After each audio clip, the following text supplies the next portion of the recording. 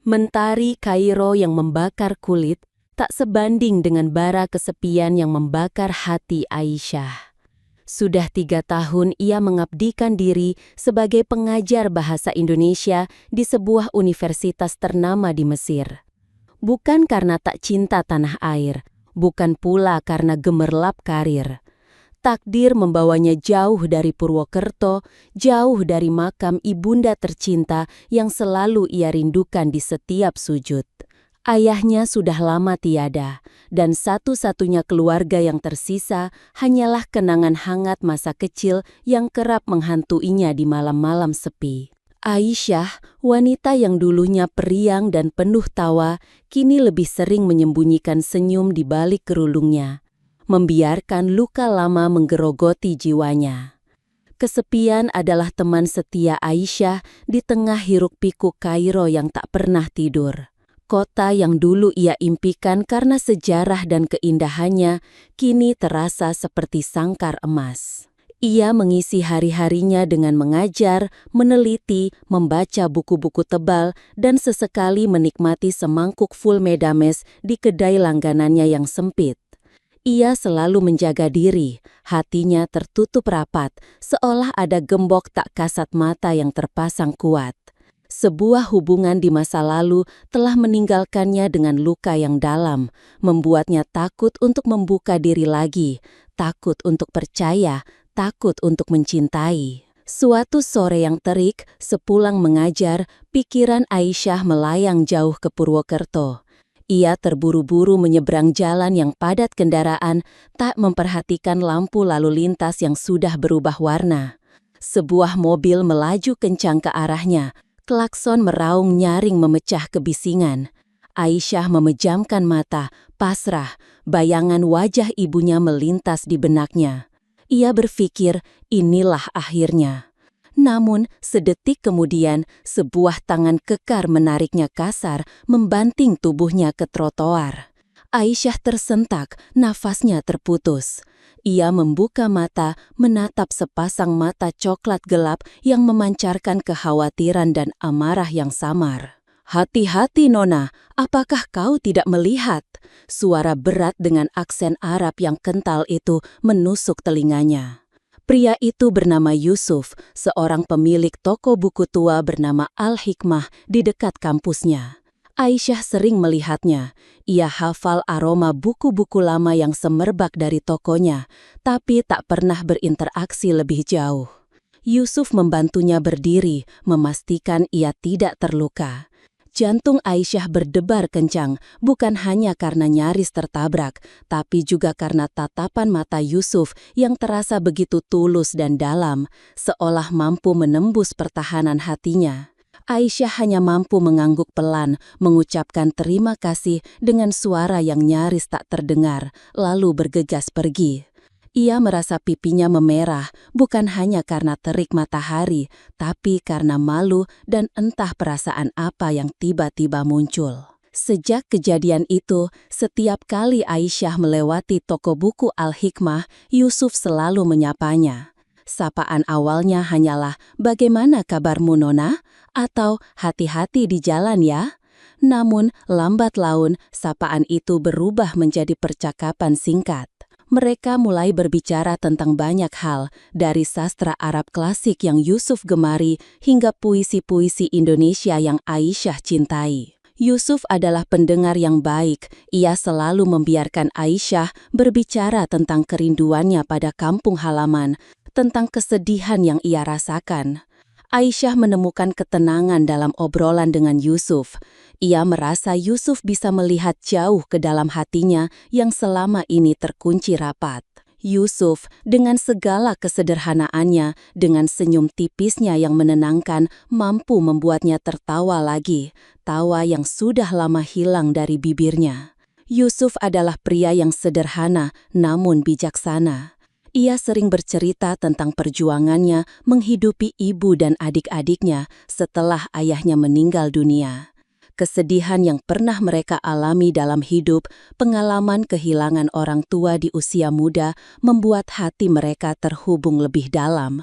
mereka menemukan bahwa di balik perbedaan budaya dan bahasa ada kesamaan jiwa yang kuat.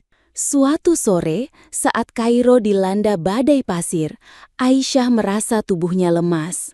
Ia demam tinggi dan tak bisa bangun dari tempat tidurnya. Dalam kesendirian di apartemen kecilnya, air matanya menetes. Ia merindukan pelukan ibunya, seseorang yang peduli dan bisa ia sandari. Tiba-tiba terdengar ketukan pelan di pintu. Yusuf berdiri di sana, membawa sebungkus roti aish baladi hangat, sup ayam buatan ibunya, dan obat-obatan. Ia merawat Aisyah dengan sabar, mengompres dahinya, dan membacakannya puisi-puisi Arab yang indah hingga ia tertidur pulas. Saat Aisyah terbangun, Yusuf masih di sampingnya, tertidur pulas dengan kepala tertunduk di tepi ranjang. Hatinya menghangat. Sejak saat itu, Aisyah tahu ada sesuatu yang istimewa tumbuh di antara mereka. Yusuf tidak pernah membahas masa lalu Aisyah. Ia menerima dirinya apa adanya. Ia tidak menuntut, tidak memaksa. Ia hanya mencintai. Namun perbedaan budaya dan keyakinan menjadi tembok penghalang yang tak kasat mata. Aisyah merasa ragu, bisakah cinta mereka mengatasi segala perbedaan yang ada? Ia takut kegagalan di masa lalu akan terulang kembali. Ia mencintai Yusuf, tapi bayang-bayang kesendirian di negeri orang seringkali menghantuinya. Ia takut meninggalkan segalanya, takut untuk kembali terluka. Suatu malam, di bawah rembulan Kairo yang syahdu, mereka duduk di tepi sungai Nil. Yusuf menggenggam tangan Aisyah, jemarinya terasa hangat dan menenangkan. Aisyah, ucapnya lembut, suaranya sedikit bergetar. Aku tahu kita berbeda. Kamu datang dari negeri yang jauh, dengan kebudayaan yang berbeda. Tapi hatiku sudah memilihmu. Aku tidak peduli dari mana kamu berasal. Yang aku tahu, kamu adalah rumah bagiku. Aku melihat ketulusan di matamu, kekuatan di jiwamu. Maukah kamu menjadi bagian dari hidupku, Aisyah? Maukah kamu membangun rumah bersamaku di sini, di Kairo? Air mata Aisyah menetes, membasahi pipinya. Bukan lagi air mata kesedihan, bukan lagi air mata ketakutan, tapi air mata haru yang tak terbendung. Ia menatap mata Yusuf, menemukan ketulusan dan cinta yang tak pernah ia duga akan ia temukan lagi. Iya Yusuf, aku mau, jawabnya lirih, bibirnya bergetar. Hatinya akhirnya terbuka, melepaskan segala ketakutan dan luka masa lalu. Keputusan Aisyah tentu tidak mudah. Ia harus memberitahu keluarganya di Indonesia, menghadapi segala kemungkinan perbedaan pandangan dari kerabatnya yang mungkin belum sepenuhnya memahami, namun cinta Yusuf memberinya kekuatan. Yusuf pun berjanji akan belajar tentang budaya Indonesia, tentang kampung halaman Aisyah yang selalu ia ceritakan dengan mata berbinar-binar. Ia ingin tahu tentang Purwokerto, tentang batik, tentang tempe mendoan yang selalu Aisyah ceritakan dengan semangat. Setelah melalui berbagai rintangan, perbedaan persepsi dari keluarga besar dan penyesuaian budaya, cinta Aisyah dan Yusuf semakin kuat. Mereka menikah dalam sebuah upacara sederhana namun penuh cinta, menggabungkan tradisi Mesir dengan sentuhan budaya Jawa yang dibawa Aisyah. Ada lantunan ayat suci Al-Quran diiringi dengan alunan gamelan Sunda dari rekaman yang diputar Aisyah. Aisyah tidak lagi merasa sendiri di Kairo. Ia telah menemukan rumahnya, bukan hanya di sebuah apartemen kecil yang ia sewa, tapi di hati seorang pria yang mencintainya dengan tulus. Yusuf adalah bahunya, sandarannya, dan cahaya yang menerangi hari-harinya.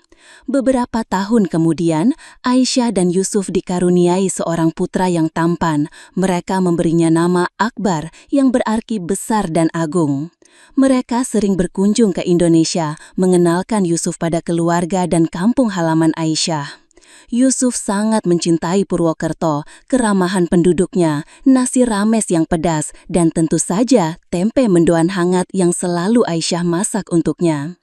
Kisah cinta Aisyah, wanita Indonesia yang dulunya kesepian namun menemukan kebahagiaan di pelukan pria Mesir, menjadi inspirasi bagi banyak orang. Kisah bagaimana takdir mempertemukan dua hati yang berbeda, bagaimana cinta mengatasi segala perbedaan dan kesedihan. Kisah Cairo in My Heart menyebar dari mulut ke mulut, menjadi perbincangan hangat di media sosial, membuktikan bahwa cinta sejati memang tidak mengenal batas negara maupun budaya. Dan kebahagiaan bisa ditemukan di tempat yang tak pernah kita duga. Air mata kesedihan Aisyah di Kairo telah berganti menjadi air mata bahagia, karena di sanalah, di negeri para Fir'aun yang megah, hatinya telah menemukan pelabuhan cinta yang abadi. Kisah mereka adalah pengingat bahwa bahkan di tengah kesedihan terbesar pun selalu ada harapan untuk menemukan cinta yang mampu mengubah segalanya menjadi sebuah kebahagiaan yang tak terhingga.